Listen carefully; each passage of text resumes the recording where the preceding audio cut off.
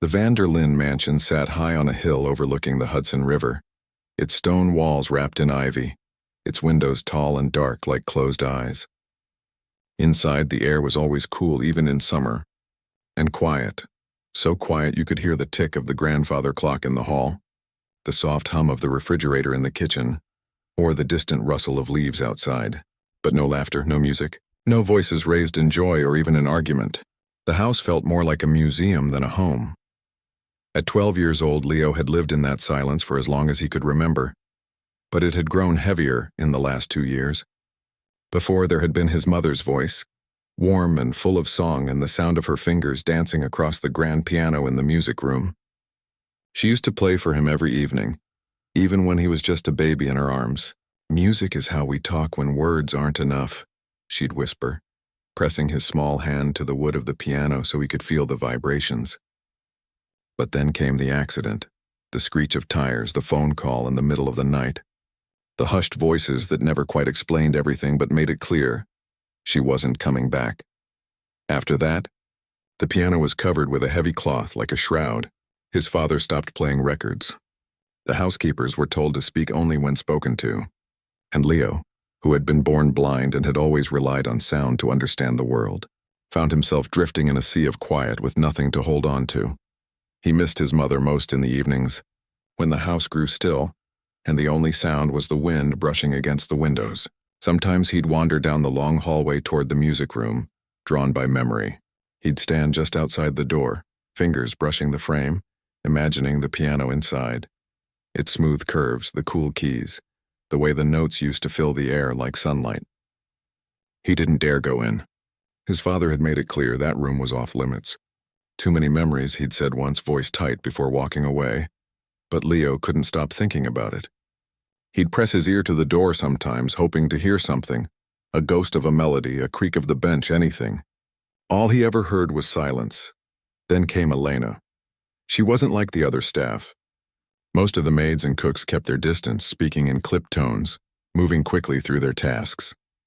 But Elena moved slowly, deliberately, as if she noticed things others didn't. She'd been working at the mansion for 6 months, hired after the last housekeeper quit without notice. She was in her late 20s with kind hands and a voice so soft it seemed made for lullabies. She never rushed past Leo in the hall. Instead, she'd pause, ask if he needed anything, and wait for his answer, even if it took him a moment to find the words. One rainy afternoon in late October, the sky turned gray and heavy. Rain tapped against the windows like impatient fingers. Leo was sitting in the library, tracing the spines of books he couldn't read, when he heard something new, a sound so unexpected it made his breath catch. Music. Not from a recording. Not from a radio. Real live piano music drifting from down the hall. His heart pounded. He stood unsure, then followed the sound like a moth to a flame. It led him to the music room, door slightly ajar. He hesitated, then pushed it open just enough to slip inside. There at the piano sat Elena. She hadn't seen him come in. Her back was to the door, her shoulders relaxed, her fingers moving gently over the keys. She wasn't playing anything fancy, just a simple lullaby, the kind a mother might hum to a child. But to Leo it was everything. The notes were warm, steady, full of something he hadn't felt in a long time. Comfort. He stood there, frozen, not wanting to move and break the spell. Then a wrong note. Elena's hand faltered. She sighed softly, muttering to herself in Spanish something about rusty fingers. That's when she noticed him. "Oh," she gasped, turning quickly. "Leo, I didn't see you." He didn't answer right away. He just stood there, arms at his sides, face turned toward the sound of her voice. "I'm sorry," she said, voice dropping to a whisper. "I shouldn't be in here."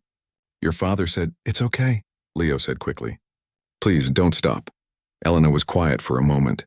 She looked at the covered piano, then at Leo's face, his unseeing eyes wide with hope. She'd seen how he lingered near the music room sometimes, how his head would tilt when a bird sang outside his window. She'd wondered more than once if he missed music as much as she did. "You like it?" she asked gently. He nodded. "It sounds like someone's holding your hand." Elena's throat tightened. She hadn't played in years. Not since she left Guatemala, not since life became about survival, not dreams. But something in Leo's voice made her want to try again. "Do you want to touch the keys?" she asked. He stepped forward slowly until he reached the piano bench. She guided his hand to the smooth surface of the keys, cool, smooth ivory under his fingertips. "This is middle C," she said, pressing his index finger down lightly. A soft note rang out. Leo smiled, a real smile, the kind that reached his eyes even if they couldn't see. "Can you teach me?" he asked, voice barely above a whisper. "Just a little? I won't tell anyone." Elena looked around nervously. The mansion felt watchful, even when empty. Mr. van der Linde was in the city for a board meeting, not due back until evening. But rules were rules, and she knew her place. She was the maid. She cleaned, she cooked, she stayed out of private matters. But then she looked at Leo, small for his age, shoulders hunched like he was trying to disappear, yet standing tall in this moment, full of quiet courage. She thought of her own little brother back home, who loved to sing but couldn't afford lessons. She thought of all the times she'd wished someone had believed in her talent enough to help her. "Okay," she said finally, "but only when no one's here. And you can't tell anyone, not your father, not the other staff. Promise?" "I promise," Leo said, already sitting on the bench beside her. That first lesson lasted only 20 minutes. She taught him 3 notes, C, D, E, and how to find them by feel. She showed him how to sit straight, how to rest his hands, how to listen not just with his ears but with his whole body. When it was time to go, he didn't want to leave. He kept his fingers on the keys as if memorizing their shape. Over the next few weeks, they met in secret, always in the afternoon, always when the house was quiet. Elena would finish her cleaning early, then slip into the music room. Leo would be waiting, already seated, hands folded in his lap like a student at school. She taught him by ear. No sheet music, just sound, touch, and patience. She'd play a short phrase and he'd repeat it, his fingers clumsy at first, then growing surer with each try. He had a gift for it. His ears were sharp, his memory incredible. He could mimic a melody after hearing it just once. More than that, he felt the music. When he played something sad, his whole body seemed to droop. When it was joyful, he'd sit up straighter, a quiet hum escaping his lips. Elena began to look forward to these moments more than she cared to admit.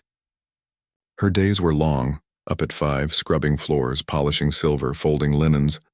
But those 20 minutes at the piano felt like breathing fresh air after being underwater. Still, fear lingered. She knew Mr. van der Linde was not a man to be crossed. He rarely spoke to the staff, but when he did, his voice was cold, his eyes distant. She'd heard rumors that he'd fired a gardener for trimming the wrong rose bush, that he'd cut ties with a business partner over a single missed deadline. He valued control, precision, order, and a blind boy learning piano from the Maid. That didn't fit into his world. One day, as she was leaving the music room, she overheard him on the phone in his study. "No, I don't care about the cost," he was saying. "Find the best facility. One that specializes in sensory development, discipline, structure." "I won't have him. Drifting." Elena froze in the hallway, heart hammering. Drifting. That's how he saw his own son. Not as a child with potential, but as something lost, untethered. She thought of Leo's hands on the keys, the way his face lit up when he got a phrase right. Was that drifting?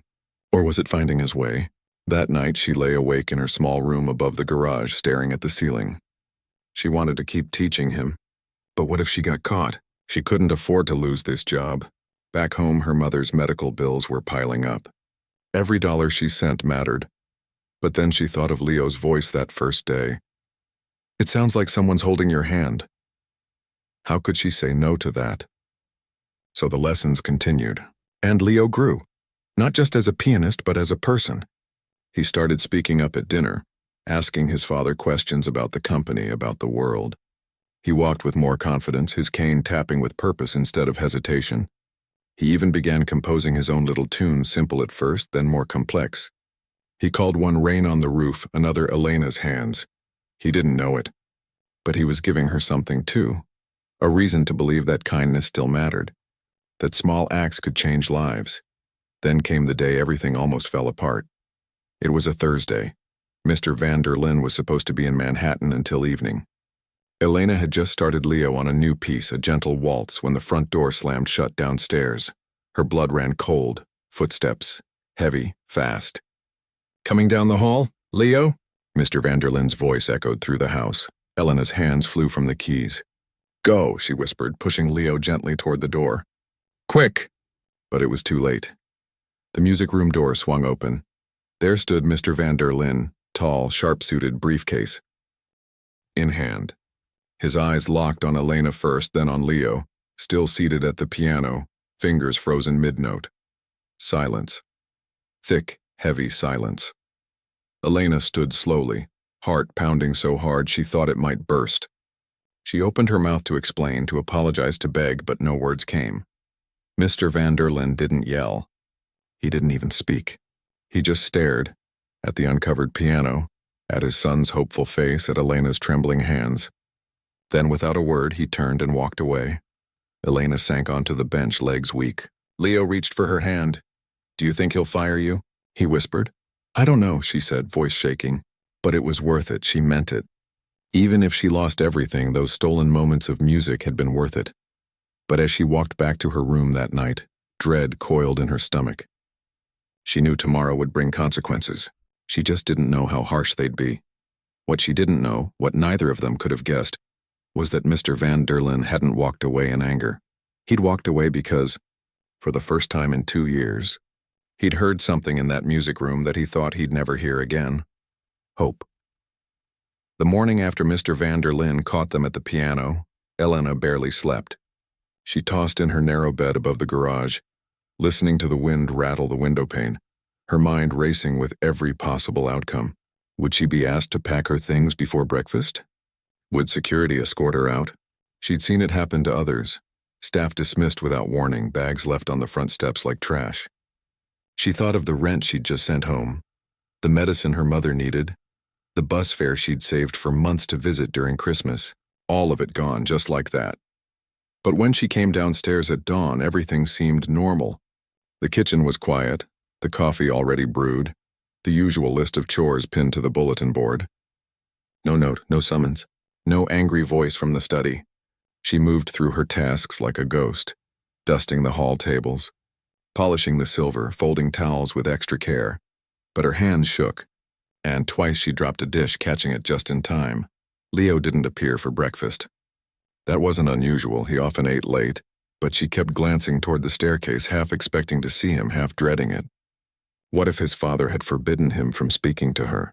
What if he'd told Leo the lessons were a mistake? By mid-morning, she couldn't take it anymore. She needed to know. She crept toward the east wing where Leo's room was and knocked softly.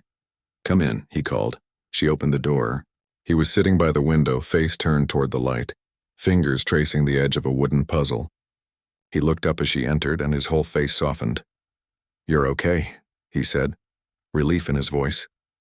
I think so, she replied, stepping inside and closing the door behind her. Your father. He didn't say anything.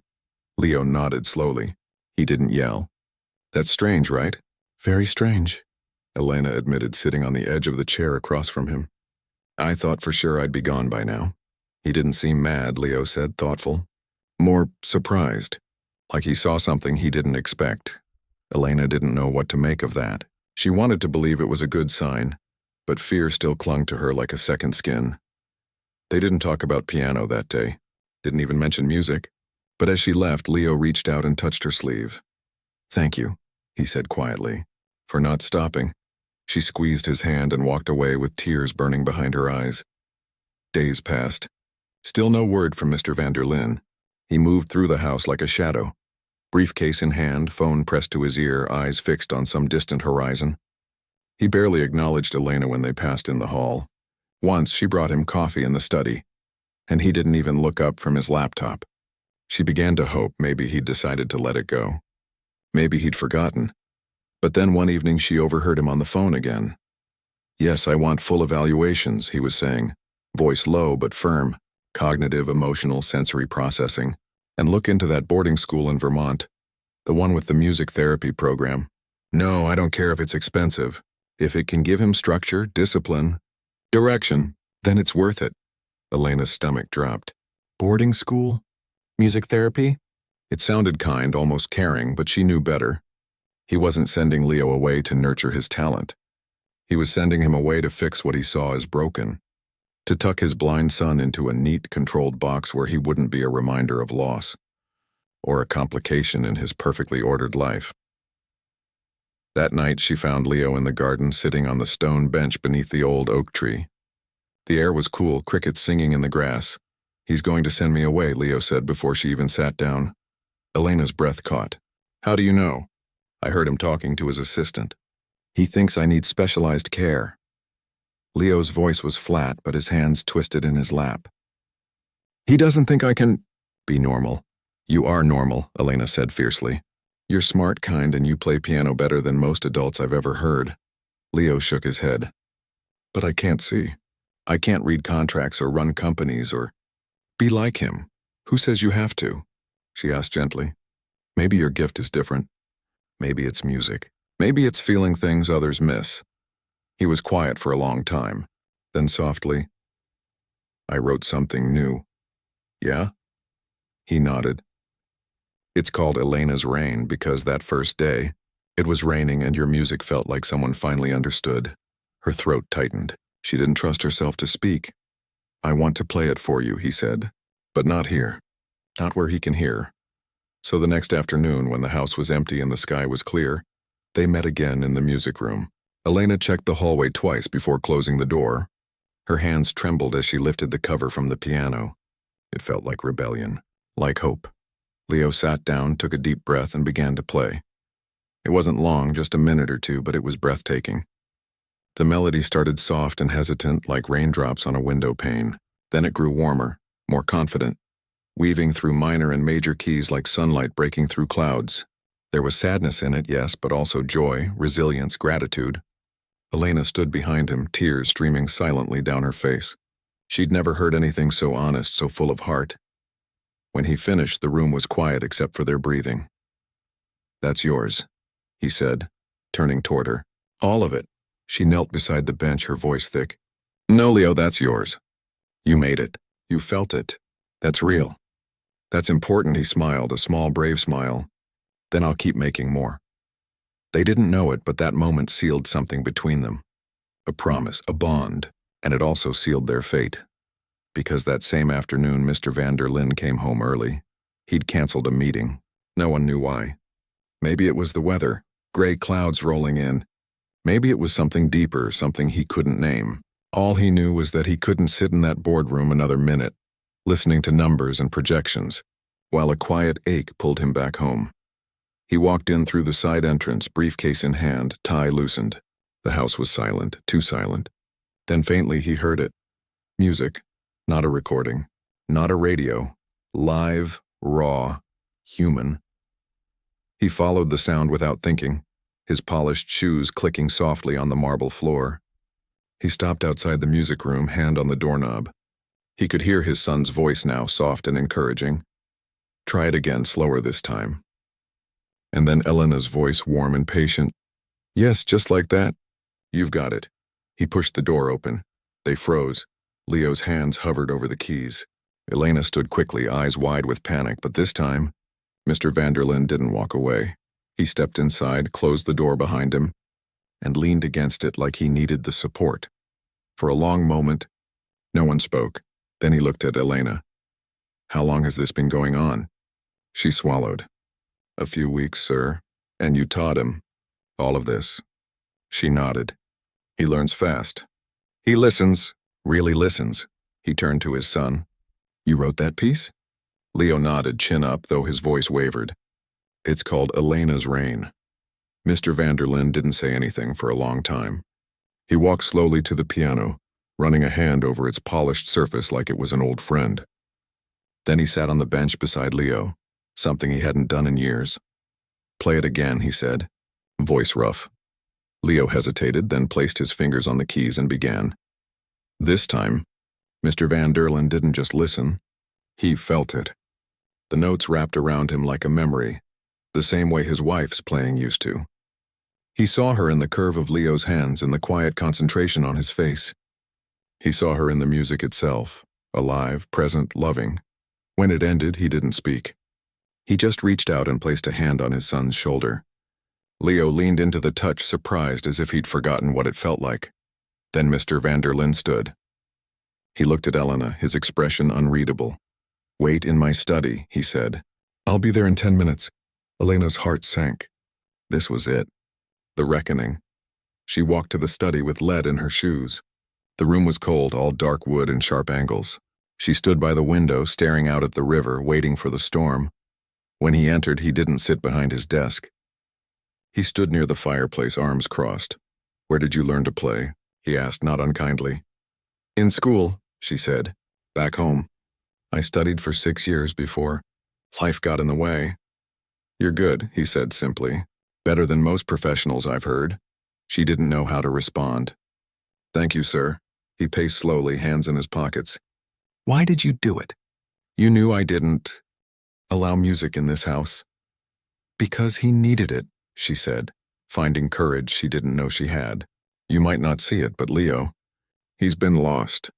Not because he's blind, because he's grieving. And music, it's how he connects to his mother, to the world, to himself." Mr. van der Linde flinched slightly at the mention of his wife. He looked away. "I banned music because it reminded me of her," he admitted, voice low. Every note felt like a knife. "I thought if I shut it out, the pain would stop." "But it didn't, did it?" Elena asked gently. He shook his head. "No, it just made the house empty air." He turned to her then, really looked at her. Her worn shoes, her tired eyes, the quiet strength in her posture. "You took a risk?" he said. "For my son, why?" She met his gaze. "Because someone once told me that kindness doesn't need permission. And because your son deserves to be heard." He was quiet for a long time. Then he nodded once. "Don't stop teaching him," he said. Elena blinked. "Sir? Keep the lessons. Every day if he wants, and—" "Thank you." She didn't dare believe it. "But the boarding school?" He sighed. "I was wrong. I thought structure would fix him." "But he doesn't need fixing. He needs—" "This." He gestured toward the music room. "He needs you." Elena felt tears well up again, but she blinked them away. "I'll do my best, sir." He gave a small, almost imperceptible smile. "See that you do." As she left the study, she passed Leo in the hall. He couldn't see her face, but he must have sensed something. "What did he say?" he asked. He said, "Keep playing," she whispered. Leo grinned, the widest, brightest smile she'd ever seen on him. And just like that, the secret was over. But something new had begun. Over the next few weeks, the house changed. Not all at once, but slowly, like ice melting in spring. The piano cover stayed off. Mr. van der Linde started lingering near the music room during lessons, sometimes sitting in the doorway listening. He never interrupted, never criticized, just listened. One afternoon, Elena found him alone in the room, staring at the piano. "Do you still play?" she asked cautiously. He shook his head. "Not since her, but you loved it, didn't you?" He nodded. "She taught me a few pieces. I was terrible. You could learn again," she offered. He looked at her surprised. "At my age?" "Music doesn't care about age," she said with a small smile. He didn't say yes, but he didn't say no either. Meanwhile, Leo flourished.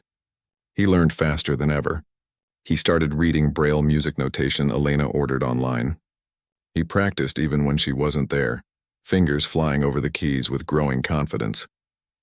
He even began helping around the house more, not because he had to, but because he wanted to be part of things. Elena noticed other changes too. Mr. van der Linde started eating dinner with Leo most nights. He asked questions about the pieces Leo was learning, about how he memorized them, about what the music made him feel. At first the conversations were stiff, awkward, but slowly they became easier, warmer. One evening, as Elena was clearing the dishes, she heard Leo say, "Dad, can I play something for you?" And Mr. van der Linde said, "I'd like that very much." She paused in the doorway, watching as Leo led his father to the piano by the hand, something he'd never done before. Mr. van der Linde sat beside him, shoulders less rigid than usual. Leo played Elena's Rain again. This time, when it ended, Mr. van der Linde didn't just touch his shoulder. He hugged him. Elena quietly closed the door and walked away, wiping her eyes with the back of her hand. The secret lessons were over. But something far more precious had taken their place: trust, healing. A family learning to listen not just to music, but to each other.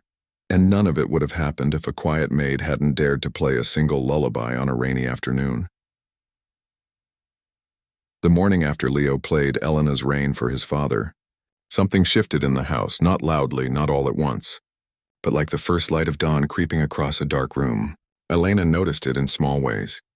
The way Mr. van der Linde lingered in the kitchen a little longer at breakfast, actually asking Leo about his dreams instead of just handing him a schedule.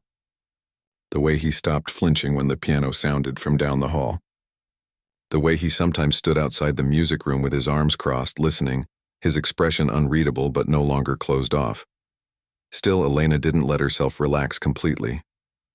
She'd seen too many fragile things break, just when they seemed strongest. So she kept teaching Leo with the same care, the same patience, but now without hiding. She even started arriving a few minutes early to tune the piano, dust the keys, make sure the bench was at the right height. It felt less like sneaking and more like tending to something sacred. One afternoon, as Leo practiced a new Chopin piece, his fingers moving with a confidence that still amazed her, Mr. van der Linde walked in and didn't leave. He sat in the armchair by the window, silent, watching. When Leo finished, he didn't clap. He just said, "That was your mother's favorite." Leo's face lit up. "Really?" Mr. van der Linde nodded, voice softer than usual. "She used to play it every Sunday morning. Said it reminded her of spring in the countryside." Elena held her breath. This was the first time he'd spoken about his wife in front of Leo. Really spoken. Not just in passing or with a sharp edge of grief. "She played beautifully," Leo said quietly. "She did." His father agreed. Then after a pause, "Do you ever feel like she's still with you when you play?" Leo thought for a moment.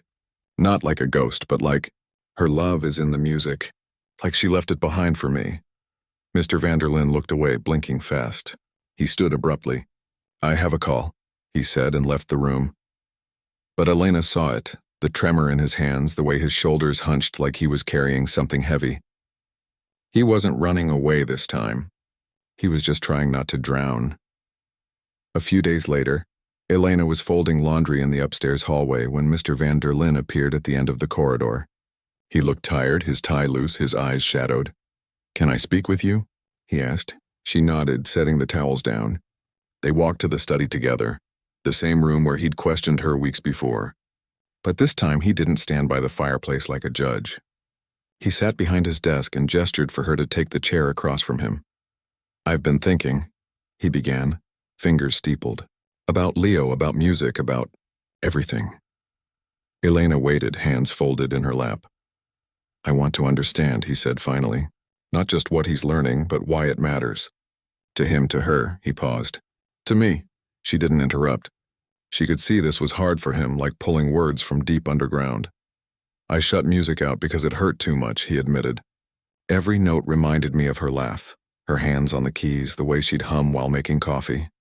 After she was gone, I thought if I could erase the music, I could erase the pain. But all I did was erase her. And I took that away from Leo, too. His voice cracked on the last word. He looked down at his hands. Elena's heart ached for him. She'd seen grief before. In her village, in the faces of neighbors who'd lost children, in her own mother's eyes after her father passed. Grief didn't look the same on everyone. Sometimes it was loud. Sometimes it was silent, like a stone in your chest. "You didn't mean to hurt him," she said gently. "No," he said, "but I did, and I don't know how to fix it." "You already are," she replied, "by listening, by being here." He looked up at her then, really looked. "You're not just teaching him piano, are you?" She shook her head. "I'm teaching him that he's capable, that his blindness doesn't make him less, that his feelings matter. Music is just the language we use." He was quiet for a long time. Then he leaned forward, elbows on the desk. "Tell me about yourself. Where you're from. Why you stopped playing." So she did. She told him about the small town near Lake Atitlan, where music filled the streets during festivals. About her teacher, an old man who played guitar with missing fingers but a heart full of songs. About how she dreamed of studying at the conservatory in the capital. But when her father got sick, she had to leave school, take odd jobs, send money home. How she'd come to this country with nothing but a suitcase and a promise to herself. Survive first, dream later. "And you never played again?" he asked. "I played for myself sometimes, in my room, but never for anyone else. Until Leo, he nodded slowly. You gave him a gift, but you also gave me something back. What's that? She asked. A reason to remember her without breaking. They sat in silence for a while, the weight of unspoken things hanging between them. Not awkward, but real. Then he said, I'd like to learn. Elena blinked. Sir? The piano. I'd like you to teach me too. She almost laughed, not out of disbelief but surprise. You're serious? I'm terrible, he warned. I haven't touched a key in over a decade. That's okay, she said, smiling a little. Everyone starts somewhere. He gave a small, almost shy nod. When can we begin? How about tomorrow? After Leo's lesson? Good, he said. Then after a pause, and Elena, thank you. Not just for Leo, for everything. She left the study feeling lighter than she had in months, not because she'd been praised, but because something broken in that house was finally being mended, not with grand gestures, but with honesty, with humility, with the courage to try again. The next day, after Leo finished his scales on a short Bach piece, Mr. van der Linde walked in, rolled up his sleeves, and sat on the bench. Show me how to sit, he said.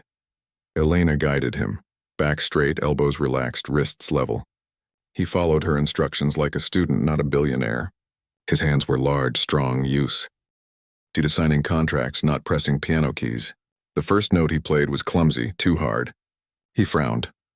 Again, he said. She showed him middle C. He pressed it. Too soft this time. Don't think so much, she said. Just listen, he tried again, and again. By the fifth time he got it, clear, steady, calm. A small smile touched his lips. That's it? That's it, she said. Now you know where home is. Leo, who'd been listening from the doorway, grinned. Welcome to the club, Dad.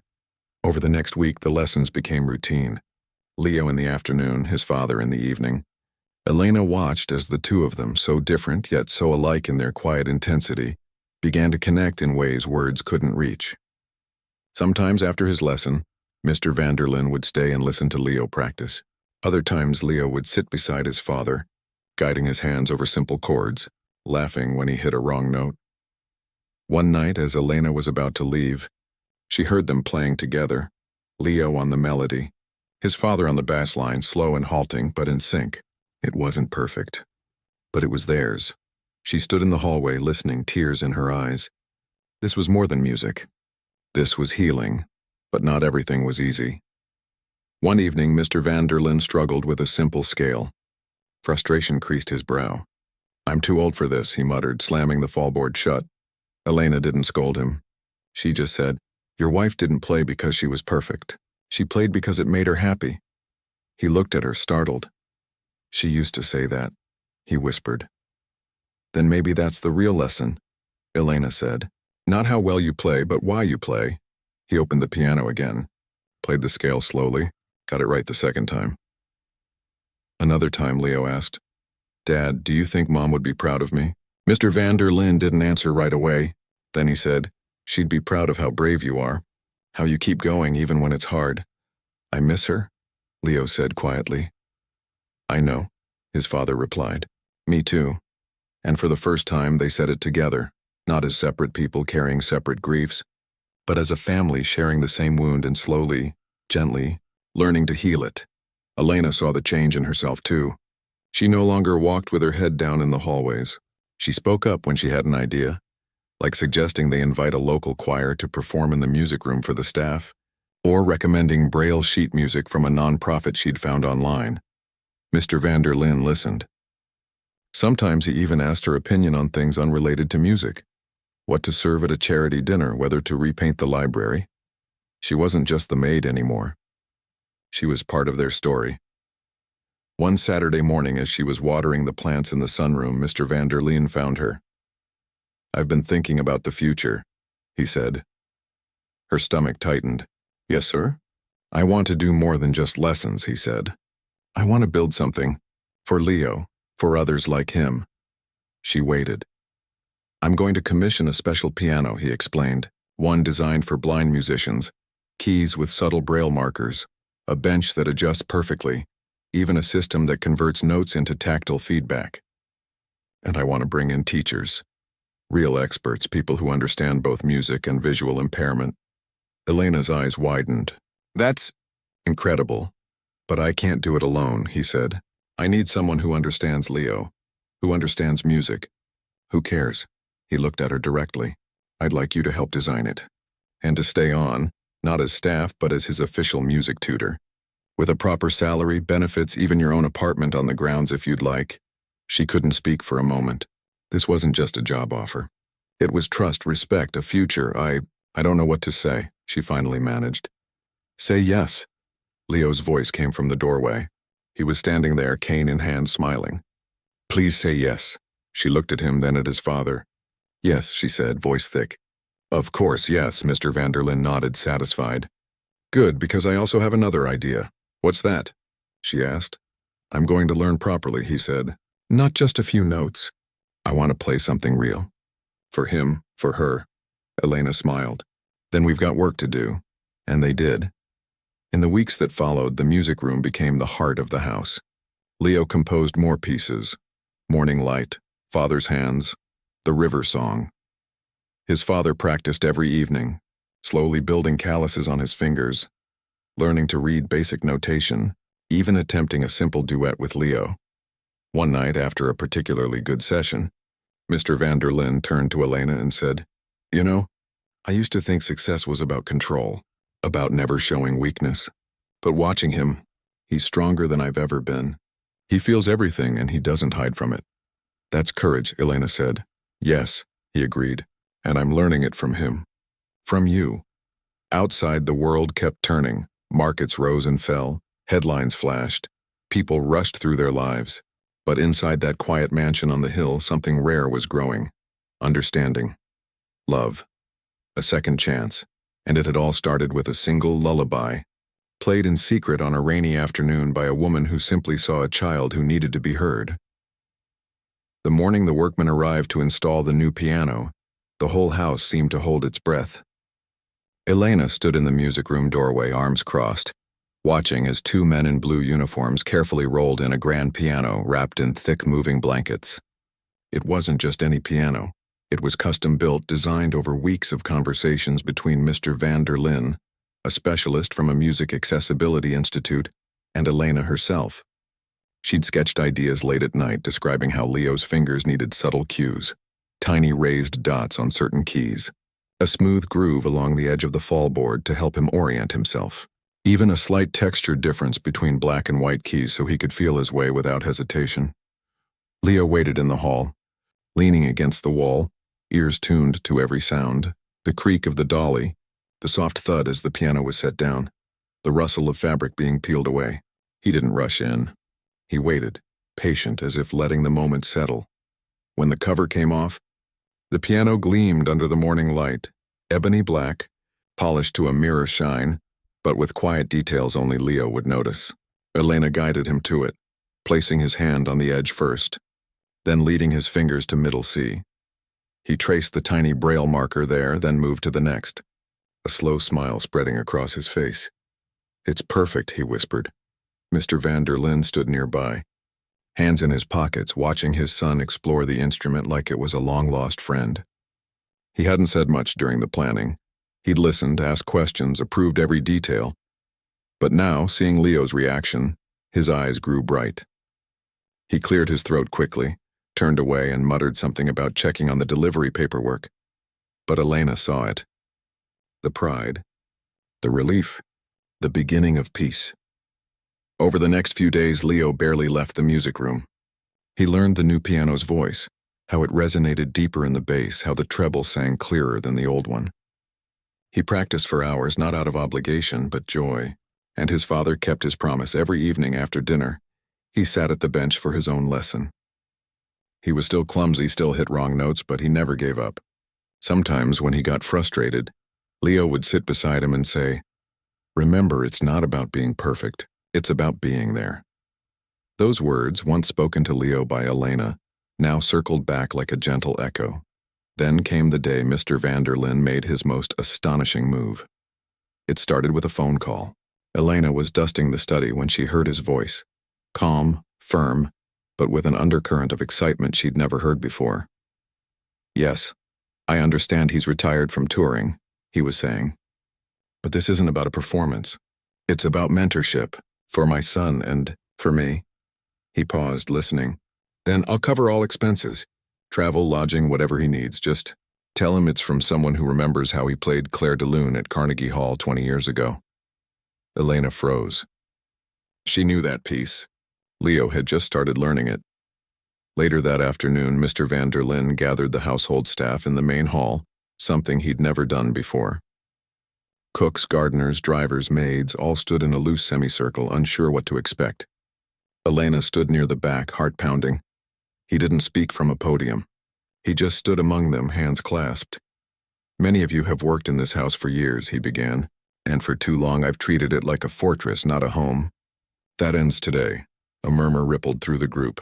"I want to thank you," he continued, "not just for your work, but for your patience with me, with this family. And especially," he turned slightly, looking directly at Elena, "for those who saw what I couldn't." He took a breath. "Today I'm making 2 announcements." He paused, letting the silence settle. "First, Elena will no longer be working as a maid. Effective immediately, she is Leo's official music tutor. She'll have a full-time position, full benefits, and a private apartment in the East Wing if she chooses to stay on the property." Elena's breath caught. She hadn't expected this, not in front of everyone. A few staff members smiled at her. The head cook gave a small nod of approval. "Second," Mr. van der Linde went on, "we're hosting a small event next month. Not a gala, not a fundraiser, a concert. Leo will perform, and we'll invite students from schools for the blind, their families, teachers, anyone who believes music belongs to everyone." Gasps. Smiles. Someone clapped softly, then others joined in. "And," he added, voice dropping slightly, "I'll be playing too." That silenced the room. He looked around, almost shy. "I know it's not much, but it's a start." After the meeting, Elena found Leo in the garden. He was sitting on the same stone bench beneath the oak tree, face turned to the sun. "He really did it," Leo said before she even spoke. "He did," she replied, sitting beside him. "Do you think people will come?" "I think they'll want to," she said. "Because what you're doing, it matters." He was quiet for a moment. "Then will you stay? Even with the new apartment, the new title, will you still be my teacher?" She smiled. "Always." A week later, the guest arrived. He came in a simple sedan, not a limo. Just an older man with silver hair, a walking cane, and a gentle smile. When he stepped into the music room, Leo stood up immediately, as if he could sense the presence of someone who truly understood. "Ah," the man said, voice warm. "So you're the one making all that beautiful noise." Leo laughed. "I try." The man introduced himself not as a famous pianist, but as just a fellow traveler in the dark. He'd been blind since birth. He'd played for presidents, yes, but he spoke more proudly of the students he'd taught, the schools he'd helped build, the kids who'd found their voice through music. His first lesson with Leo wasn't about technique. It was about listening, really listening. "Music isn't in the fingers," he said. "It's in the space between the notes, in the silence you respect, in the breath you take before you begin." Leo soaked it in like rain after a drought. And Mr. van der Linde? He sat in the corner, notebook in hand, writing down every word. Not as a CEO taking notes for a meeting, but as a father learning how to be part of his son's world. That evening, over dinner, the guest asked Mr. van der Linde why he'd decided to learn piano now. After all these years, Mr. van der Linde set down his fork. "Because I spent so long trying to protect my son from pain, I forgot to give him joy. And because I realized I'd been hiding from my wife's memory instead of honoring it." The old pianist nodded. "Music doesn't erase grief. It carries it. Like a river carries a leaf, gently but forward." Later, Elena overheard Mr. van der Linde practicing alone in the music room. He was working on a simple piece, just 5 notes repeated with slight variations. It was the lullaby Elena had played that first rainy day. He played it slowly, carefully, getting it wrong, trying again. She stood outside the door listening, tears in her eyes. He wasn't playing for an audience. He was playing for her, for his wife, for the son he was finally learning to see. As the concert date drew closer, the house buzzed with quiet energy.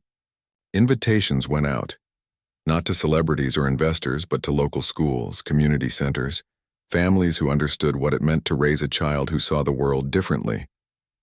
The staff helped set up chairs in the music room and the adjoining sunroom.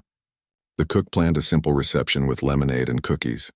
Even the gardeners trimmed the hedges into soft curves as if the whole estate wanted to look its kindest. Leo practiced tirelessly, but without tension. He chose 3 pieces to perform: Elena's Rain, a short Bach prelude, and a new composition he called Father's First Note, a tender, hopeful melody built around that single C he'd heard his dad play weeks ago. Mr. van der Linde, meanwhile, prepared his own piece. He wouldn't say what it was, only that it was something she would have liked. The night before the concert, Elena found him in the music room, still at the piano, long after midnight. "Can't sleep?" she asked softly. He shook his head. "What if I mess up? In front of everyone?" She sat beside him. "Then you'll mess up. And Leo will still be proud of you. Because you tried," he looked at her. "You've changed everything, you know that?" "No," she said gently. "You did. I just reminded you how." He smiled, a real, unguarded smile. "Thank you for not giving up on us." "I never could," she said. The day of the concert dawned clear and warm. By early afternoon, cars began arriving. Not flashy sports cars, but minivans, sedans, even a few buses from a school for the visually impaired. Children in neat clothes stepped out, some with canes, some with guide dogs, all wide-eyed with curiosity. Parents held their hands tightly, not out of fear, but shared wonder. Inside, the music room was transformed. Soft rugs muffled footsteps. Chairs were arranged in a gentle curve around the piano. Fresh flowers sat on every surface. And at the center, the grand piano waited, polished and ready. Leo wore a simple dark suit, his hair neatly combed. He stood near the entrance, greeting guests with a handshake and a quiet welcome. His father, in a crisp shirt and slacks, stayed close, not hovering, but present. Elena watched from the side, heart full. This wasn't just a performance. It was a homecoming. When it was time, the room fell silent. Leo walked to the piano without hesitation, found his seat by memory, and placed his hands on the keys. He began with Elena's Rain. The notes flowed like water, gentle, sure, full of gratitude. People leaned forward in their seats. Some closed their eyes. A little girl near the front reached for her mother's hand. When he finished, the room didn't erupt in applause. It held its breath for a moment, then broke into warm, heartfelt clapping. Leo bowed his head slightly, smiling. Next came the Bach, precise, elegant, full of quiet strength. Then, as the last note faded, Mr. van der Linde walked to the piano. He didn't speak. He just sat beside his son, placed his hands on the keys, and began to play. It was simple. Just a folk melody his wife used to sing. He missed a few notes. His rhythm wasn't perfect, but he played with such tenderness, such love that no one cared. When he finished, Leo reached over and found his father's hand. They sat like that for a long moment, father and son side by side, in the quiet after the music. Then Leo turned back to the keys and played his final piece, Father's First Note. As the last chord hung in the air, the room rose to its feet, not out of politeness, but out of shared emotion. Afterward, during the reception, people lingered. A mother hugged Leo, whispering, "My son wants to learn piano now. Thank you for showing him it's possible." A teacher asked Elena for advice on teaching blind students. The old pianist sat with Mr. van der Linde, talking about starting a scholarship fund. Elena stood by the window watching it all. She thought of her village, her mother, the long journey that had brought her here. She hadn't come looking for this, not fame, not praise, not even security. She just wanted to help a lonely boy feel less alone. And in doing so, she'd helped heal a family. Later that night, as the last guest left and the house settled into quiet again, Mr. van der Linde found her in the kitchen, washing a few stray glasses. "I have one more thing to do," he said. He led her to his study. On his desk sat an envelope. "This is for you," he said. "Not a bonus. Not a gift. A promise." She opened it. Inside was a letter and a check. The letter outlined a new foundation, the Elena Music Access Fund. It would provide scholarships for underprivileged students, especially those with disabilities, to study music. The first recipient, a young blind boy from her hometown whose teacher had written to ask for help. She looked up, tears streaming. I don't know what to say. Say you'll help me run it, he said. You know who needs it most, she nodded. Yes, he smiled. Good, because this is just the beginning. Outside, the stars shone bright over the Hudson. Inside, the piano sat silent but full of possibility. And for the first time in years, the house didn't feel like a museum. It felt like a home. A year after the concert, the mansion no longer felt like a fortress on a hill. It felt alive. Music drifted through its halls at all hours, not just from the grand piano in the music room, but from the small keyboard in Leo's bedroom, the portable synth in the sunroom, even the old upright in the staff lounge that someone had tuned up just for fun. The silence that once clung to every corner like dust had been replaced by something warmer, something human, the sound of people learning, laughing, trying again. Leo was 13 now, taller, more confident, his voice deeper but still gentle. He walked with his head up, his cane tapping a steady rhythm against the floor, not as a sign of limitation but as part of his own personal cadence. He still practiced every day, but it wasn't just about technique anymore. It was about expression. He'd started writing longer pieces, some joyful, some mournful, all honest. One morning he played a new composition for Elena called The River Remembers, inspired by the way the Hudson shimmered at dawn. She listened with her eyes closed, and when he finished, she said, "Your mother would recognize herself in that." He smiled. I hope so. His father had changed too. He still ran his company, still attended meetings, still wore sharp suits, but he came home earlier now.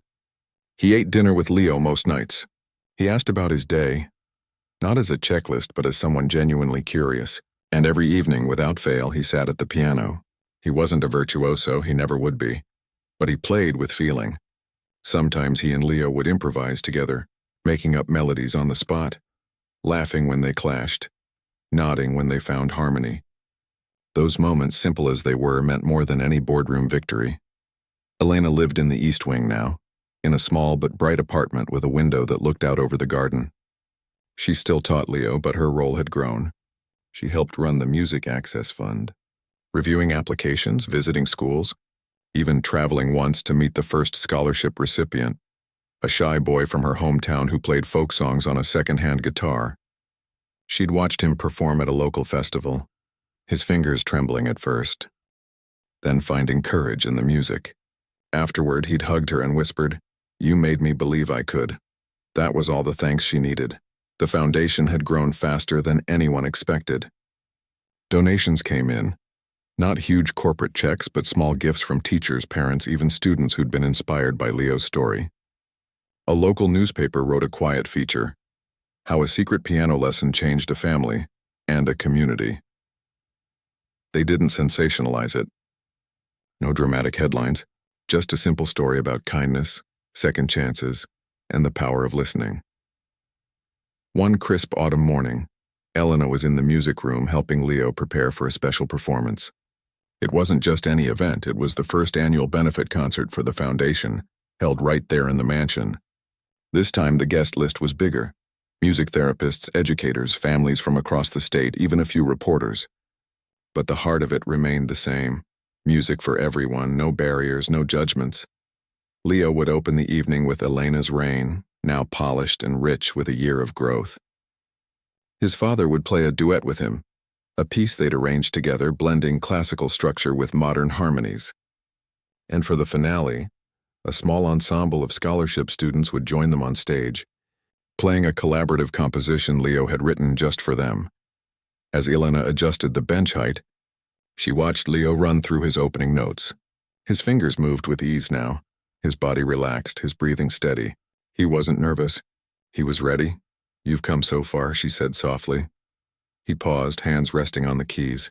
"Because you never let me think I couldn't." She knelt beside him. "You did the work, Leo. I just held the door open." He reached out, found her hand, and squeezed it. "Then I'll keep walking through it." That evening, the house filled with people again, but this time it felt different. Not like an event, but like a gathering of kindred spirits. Children explored the garden with their guide dogs. Parents chatted over cups of spiced cider. A string quartet of visually impaired teens played softly in the foyer, their music weaving through the air like golden thread. When the time came, everyone moved into the music room. The lights were dimmed just enough to create warmth without darkness. Leo walked to the piano alone, found his seat, and began. Elena's reign had changed since that first hesitant performance. It was fuller now, layered with maturity, yet still carried that core of tenderness. People listened with tears in their eyes, not because it was sad, but because it was true. Then his father joined him. They played the duet with quiet precision, their hands moving in sync, their shared history echoing in every note. At one point, Leo reached over mid-phrase and gently corrected his father's fingering, a small gesture that drew a soft laugh from the audience. It wasn't perfect, but it was theirs. When the scholarship students came on stage, the room swelled with energy. Some played piano, others violin, one even a beautifully tuned handpan. Leo's composition gave each of them a moment to shine, their parts weaving together like voices in a conversation. At the end, they stood and bowed together, different ages, different backgrounds, united by music. After the performance, during the reception, a woman approached Elena. She held the hand of a young boy, maybe 8 years old, who kept his head down.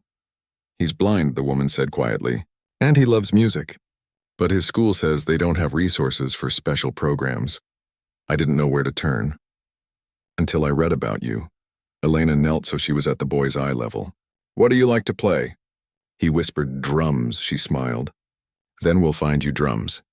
Later, as guests mingled and music played softly in the background, Mr. van der Linde found Elena near the garden doors. "He's going to apply to a music school next year," he said, nodding toward Leo, who was showing a younger student how to find middle C. "A real one, with a full program for blind musicians." Elena's heart swelled. "He's ready." "I never thought I'd say this," Mr. van der Linde admitted, "but I'm glad I was wrong about so many things." "Which ones?" she asked gently. "About music being dangerous, about grief needing to be locked away, about my son needing to be fixed." He looked at her. "And about who could help us heal." She didn't reply. She didn't need to. As the night wound down and the last guests said their goodbyes, the three of them, Leo, his father, and Elena, stood together on the porch, watching the stars come out over the river. "It feels like a beginning," Leo said. "It is," his father replied. Inside, the grand piano sat silent, but the house hummed with the echo of what had been played and what was yet to come. In the months that followed, life settled into a new rhythm. Leo continued his lessons, now with weekly sessions from his mentor, the retired pianist who'd become a regular visitor. He also started volunteering at a local school, teaching basic piano to younger blind students. He'd sit beside them, guide their hands, tell them, "It's okay to make mistakes. That's how you learn." His father, meanwhile, began using his influence differently. He redirected part of his company's charitable giving toward arts education for children with disabilities. He even spoke at a conference not about technology or profit, but about emotional intelligence, about the value of creativity and healing, about how his son had taught him more in a year than business school ever did. Elena traveled more, visiting communities, setting up small music labs in schools that had none. She never took a salary from the foundation beyond what she needed. "This isn't about me," she'd say. "It's about making sure no child has to wait in silence like Leo did." One spring afternoon, she returned from a trip to find a package on her doorstep. Inside was a simple wooden box. She opened it to find a hand-carved music box shaped like a piano. When she wound it, it played a familiar tune, Elena's Reign in delicate chimes. There was a note, "For the woman who taught us to listen." Leo and Dad. She held it to her chest and cried, not from sadness, but from the quiet joy of knowing she'd made a difference. Years later, long after Leo had graduated from music school, performed on real stages, even recorded an album of his own compositions, people would still ask him about that first secret lesson. He'd smile and say, "It wasn't really about piano. It was about someone seeing me, not my blindness, not my father's name, but me," and believing I had something to say. And when asked about his father's change of heart, he'd simply say he didn't change. He just remembered how to love. As for the mansion on the hill, it never became a museum again. It became a home, and sometimes a classroom, a concert hall, a sanctuary. The piano was always open. The doors were always unlocked for those who needed a place to be heard. And on quiet evenings, if you stood outside and listened closely, you could still hear it. The soft sound of three people playing together. Not perfectly, but with all their hearts. A father, his son, and the woman who taught them both how to listen. That was the real music. Not the notes on the page, but the love between them. And that, more than anything, was what lasted.